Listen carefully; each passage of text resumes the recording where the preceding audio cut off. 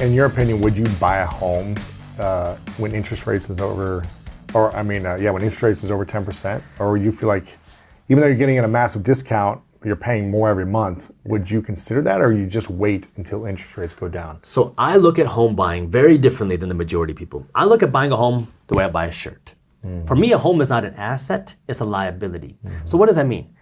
I want to buy a home because I want to create memories. Yes. I want to buy an investment property or an investment because I want to make money. So if you're buying a home because you think, oh, I want to get rich because of my home, I think you're looking at it the wrong way. Because you should be looking at your home as, I want to make memories here, I want to live here, and I want to grow my family here, and I want to spend time here. If that's the reason why you want to buy a home, what you should be paying attention to is not what's going on in the markets, not what's going on with interest rates, but instead what you should do is say, can I afford it? Right. And what does that mean? Can I afford the down payment? Can I afford the monthly payment? Property taxes. Can I afford the property tax? The fix-ups. The fix-ups, the move-in costs, and then you move in like I need the furniture, the upgrades, all that. Man. So if you can afford it, then you buy.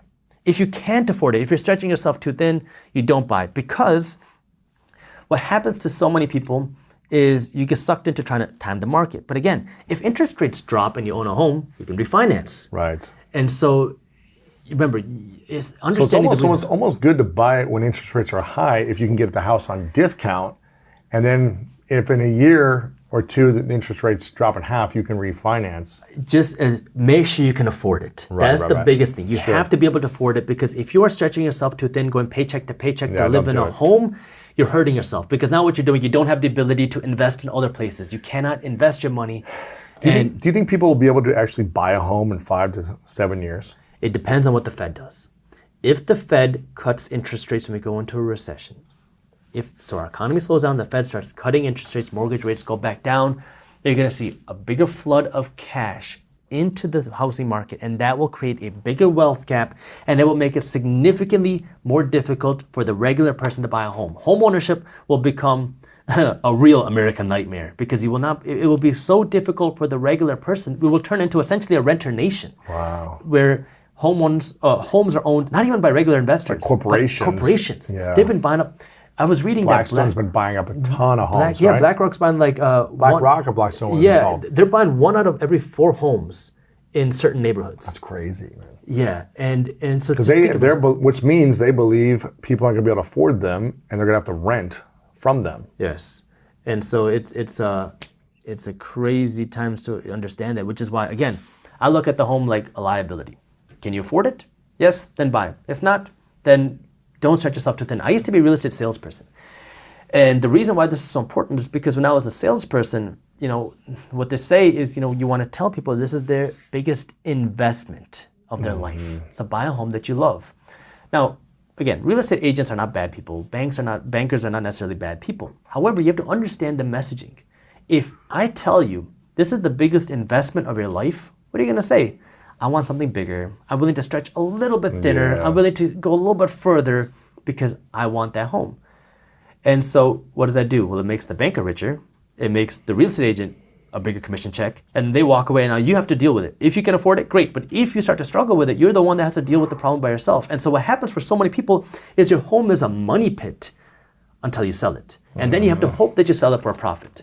Because there's no guarantee, right? We don't know where home prices are going to be in 5 years or 10 years. I can't predict that. I don't know what the Fed is going to do. And so the main thing that you have to understand if you're thinking about buying a home is ignore the markets. Ignore what's going on in the world. Can you afford it today? And please do me a favor, okay? I very rarely try to tell people what to do, because I feel like, I want you to be educated so you can make smart decisions for yourself. But the one time that I really tried to give people, like I say, don't do this, is when it comes to adjustable rate mortgages, because they've been making a huge comeback now. Because now the interest rates are 5.5%. People say, I missed out on the opportunity to get a low mortgage. And now I have been seeing a huge growth of adjustable rate mortgages, because now banks will say, don't pay 5.5% on a home, pay 3.7% today, and it's a 5-1 arm. Meaning, after 5 years, it's going to readjust. And then your mortgage payments will readjust. And if it goes higher, don't worry, you can just refinance out. And it is so risky because we don't know where interest rates are going to be. If they go up, and they go up significantly, And now you're like, oh my God, let's just say mortgage rates are 10%. I don't want to pay 3 times more for my mortgage from $800 a month to $2,400 a month. I can't afford that, so let me refinance. Well, if you do that and home prices have dropped and you can't refinance because the bank says, well, you don't have enough equity in the home, I'm not going to refinance you. And then you can't sell because you're underwater. Well, now you're in a tough situation. So pay a little bit more, get that fixed rate mortgage, because if mortgage rates do drop, refinance. Right. And lock it in, because other countries in the world don't always even have the option to do a 30-year fixed. Right. We do.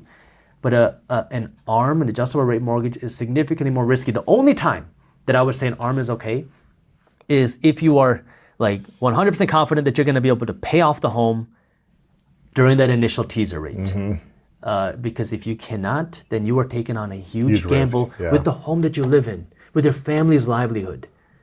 It's one thing if you do it with an investment, but with the home that you live in, avoid that extra risk and just lock in the rate, please. Right.